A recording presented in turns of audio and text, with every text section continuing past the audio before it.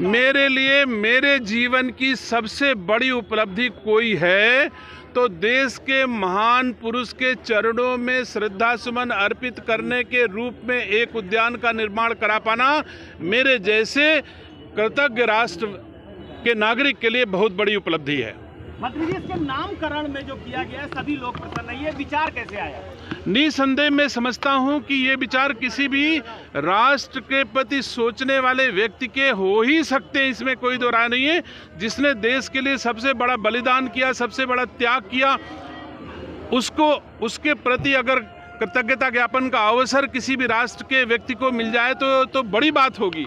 मंत्री, क्या लागत रही है इसकी? लगभग लागत तो विभिन्न चरणों में मैं अभी निकाल नहीं पाया, क्योंकि विभिन्न चरणों में जैसे जैसे जरूरत पड़ती गई वैसे वैसे इसकी धन की स्वीकृति की गई। इतना जानता हूं कि इसके निर्माण के बाद भी 80 लाख रुपए अगले साल के अनुरक्षण के लिए भी मैंने इसी वर्ष इसका इंतजाम भी कर दिया है कि अगले वर्ष भी इसका इंतजाम बढ़िया होता रहे, अच्छा होता रहे, इसका भी इंतजाम कर दिया है। लागत के बारे में मैं थोड़ी देर बाद आपको बताऊंगा। पार्क का नाम गुरु गोविंद सिंह पार्क रखा गया, इसका क्या खास महत्व है? इसका खास महत्व कि मैं बार बार कह रहा हूं कि अपनी तीन पीढ़ियां गुरु गोविंद सिंह ने अपने पिताजी से कहा।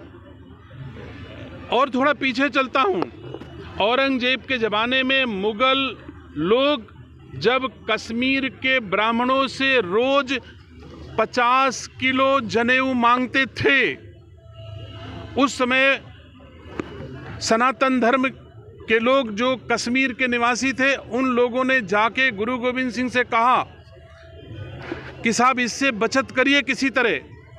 तो औरंगजेब ने कहा कि ऐसा कोई राष्ट्र का व्यक्ति आकर के मुझसे कहे कि मैं किसी भी दशा में चाहे जान चली जाए मैं इस्लाम कबूल नहीं करूंगा। जान से ज़्यादा महत्व देश को दे, इस्लाम का न दे।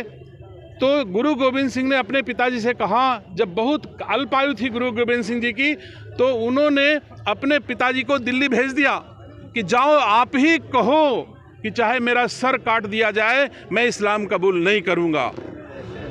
तो गुरु तेग बहादुर जी गए, पहले उनके साथियों को जलते कड़ाहे में जला दिया गया, डाल दिया गया। फिर उसके बाद रुई में भिगो करके एक उनके साथी को जला दिया गया कि शायद आप दहल जाएं, इस्लाम स्वीकार कर लें।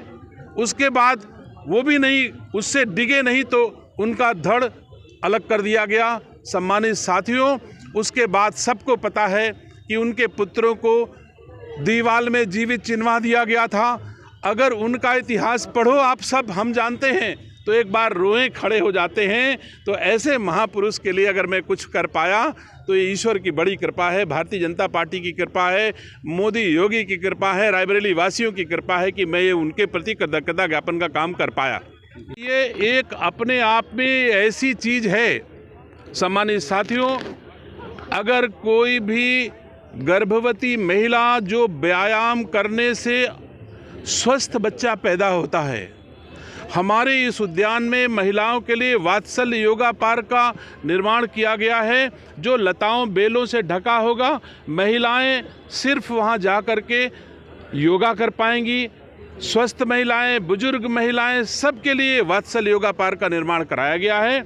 सम्मानित साथियों, इसके अलावा बुजुर्गों के लिए जो 60 साल से अधिक की उम्र के लोग हैं उनके लिए सत्संग भवन है। यहाँ पर आकर के खुली हवा में सत्संग कर सकते हैं। हर तरह के उपकरण वाद्य यंत्र उस सत्संग भवन में होंगे।